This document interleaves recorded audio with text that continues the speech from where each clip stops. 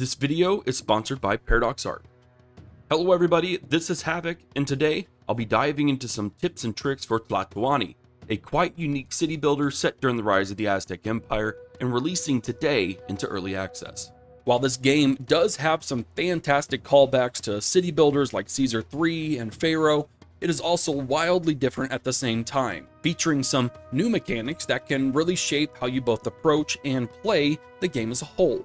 And so, if you enjoy this content, feel free to give the video a like, subscribe to the channel, and leave your comments in the comments section below as a worthy sacrifice to the the YouTube gods.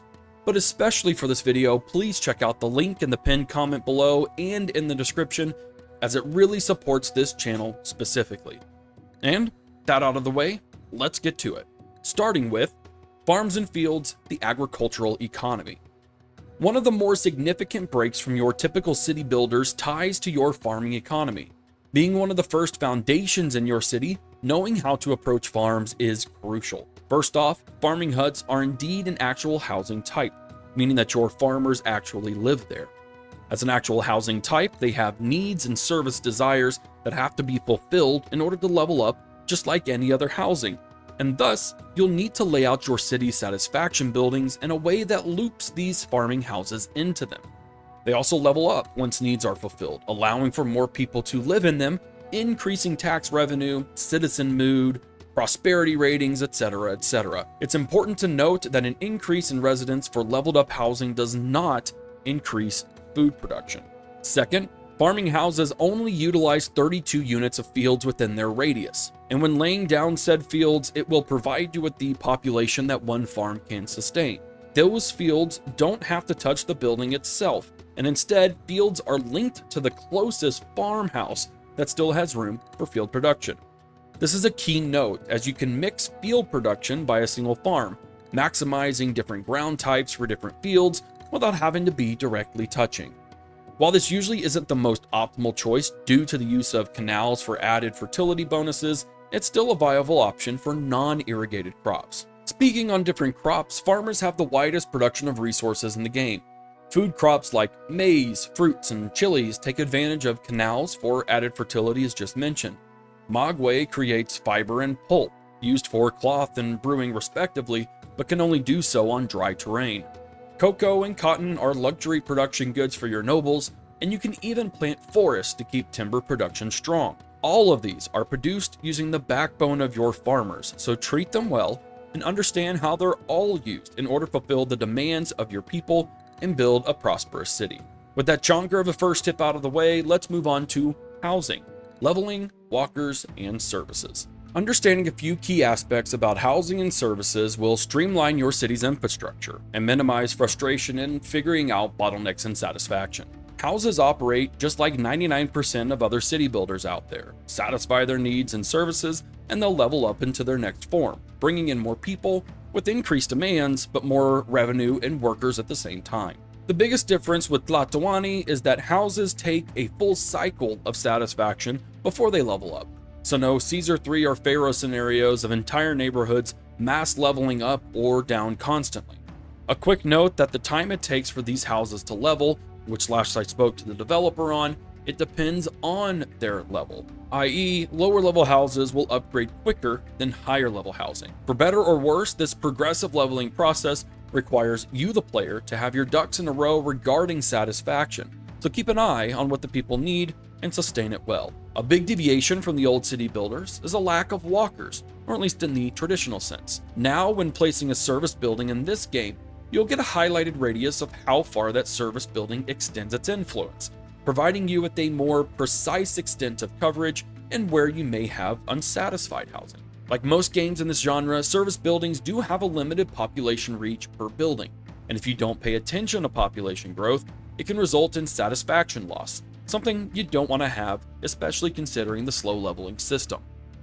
You could check on the service use for all of these buildings in two ways. First, head to your advisors button, just to the right of the center UI, and head over to the services tab.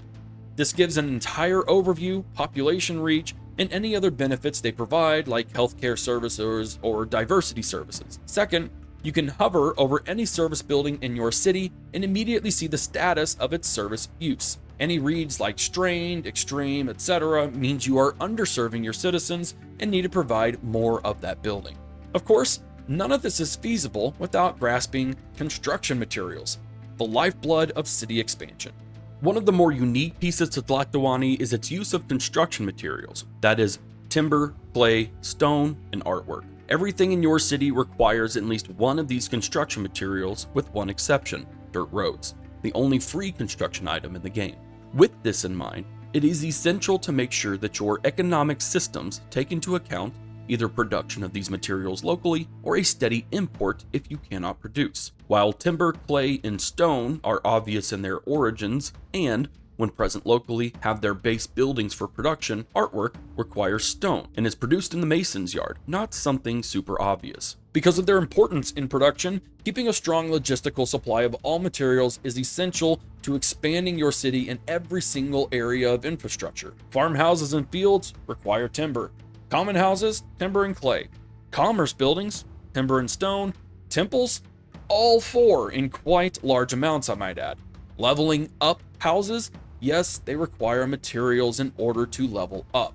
So, if your city has multiple buildings that haven't completed construction yet, you may want to check on where those materials are. If they're located in a warehouse far away from your mason's yard, is trade bottleneck? Do you need to place several more sawyers and clay pits to meet demands? Figuring these out will ensure that when you expand, it's done smoothly and efficiently, which leads directly into the shortest tip of the video: do not overexpand. Just don't do it. We've all been there, especially those of us who grew up with Impressions games. It's easy to build up and lock out entire city districts right from the get-go, especially when you have your systems nailed down. However, between the delayed housing leveling, construction material demands, and the logistics of immigration and fulfillment, you can easily shoot yourself in the knee with an arrow, and then your city's in the pits. Tlatoani is a much slower paced game than even I want to admit, and having burned myself in playing specifically for this video, I can definitely say, take it nice and easy, and don't expand your city too fast. Moving right along, and somewhat tied to construction materials, is building efficiency, production, and storage. Building optimization will always be a key feature of any city builder, and Tlatoani is no different. Most citizens have jobs in specific buildings, and will actually commute there to do their job. Workers can travel any distance to said job. However, the longer it takes for that commute, the less efficient they are, and ultimately it can result in a decrease in housing development as sentiment falls to said commute issue. Checking out the overlay filters, which is the square icon on the right side of your screen, head to trip times to get an idea on just how far people are commuting, and consider building some more local housing in any areas where commutes are long. If you're concerned about the logistics of providing food and other resources to those more remote places, or you're just trying to streamline production of goods with easy access to raw materials or trade, you can set certain parameters to any of your storage buildings, which are your granaries, trade posts, porter yards, and even porter shops. In these buildings, you can determine what goods and how much of them you want. You can also place orders for each good with accepting, getting, or balancing. Accepting is rather obvious. It simply allows you to accept that good up to the limit you set. Getting is also obvious, as it will send out workers to grab those goods if the max amount is not present. Balance is a new one for me, and what it does is keep a guaranteed 1/2 of the reserves you set, and when any excess is brought in, said building will transport the excess to another storage building that isn't full. Getting and balance are two very optimal ways to provide a logistical network for materials and goods that previous city builders do not provide. By setting a series of granaries or yards to balance, your industry and food production buildings only need to transport their goods to the nearest building, rather than run it all the way across the city to drop them off in the next granary. And more local demands for goods for, say, the very small porter shop can be set to getting, and not have to wait on an overflow to nab them and worry about stocking themselves at long distances. And for the last of the big tips, and one of the more important ones, symmetry. Perfectly balanced, as all things should be. Too wordy of a tip? Probably. Does that make it any less true? Absolutely not. One of the key features of Tlatoani is an idea of symmetry, where your religious and festive buildings, well, really the gods, demand strong symmetry for favor bonuses to more easily satiate them. Symmetry works like this. When placing a building that requires symmetry, it will shoot a hypothetical center line in 4 directions to determine potential symmetry, with larger buildings shooting out longer lines. Within a range of tiles outside of those lines, the game looks for symmetrical structure, be that tiles on both sides are empty or blocked. Do they have similar buildings, or at least similar building sizes? What is the ambience levels around it? Things like that.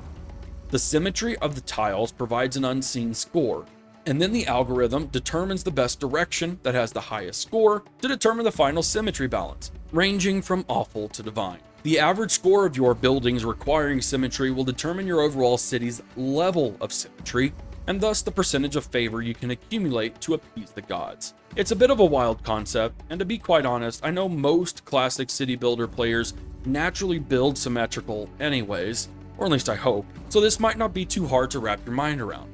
If you are a chaotic city builder, well, you might just be out of luck with this one. Regardless, it's important to keep symmetry in mind when developing your city infrastructure, and once you grasp the concept, things click a bit more easily. Symmetry can get a wee bit tricky and at times feels more forced than it should, but it is 100% obtainable, and it does create extremely satisfying city layouts, I'll give it that.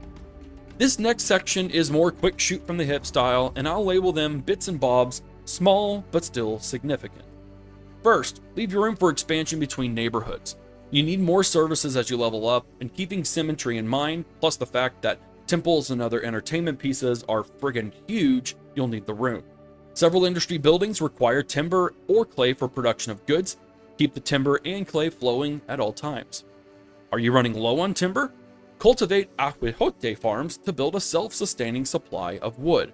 Multiple industry and commerce buildings have a wanted buildings synergy bonus. Click on a building and check on the bottom right side to find out which buildings provide bonuses for more efficient cities. You need a gardener to place gardens for beautification, unlike other city builders. Gardens also provide herbs, which are necessary for your herbalist to prevent disease.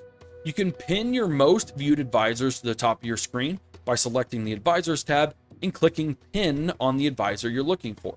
If you click on the Stocks and Commerce Advisor tab and then on any resource, you'll get a fully comprehensive breakdown of said resources, from production and storage quantities across your entire city, to total usage from last year, current year, projected and normal, to trading and access designations. In this extended mode, you'll be able to see the same breakdown across any resources in the game, whether you actually have them or not. Similar to the previous tip, if you hover over any of the 4 resources at the top left of your screen, you'll get a very condensed idea on production and consumption of maize, timber, clay, and stone, providing you with a simple way to make sure you're keeping up with supply and demand. Clicking on any of these icons will bring you to the same extended breakdown in the Stocks and Commerce Advisor. Well, while there are undoubtedly several more tips and tricks that other people will discover, these felt like the biggest to cover in my time playing the game before release, and we'll wrap up this video. If you found these tips and tricks useful to grasp the game, feel free to support the video by subscribing to the channel, giving the video a like, and of course, for the sake of engagement, dropping a comment down below. But again, more specifically to this video and supporting of the channel directly, head down to the pinned comment and or the description below and click on that link and interact with it in all the best ways. It will really help. Thank you so much for watching, and a big shout out to Paradox Arc once again for sponsoring this video. This is Havoc, and I will see you in the next one.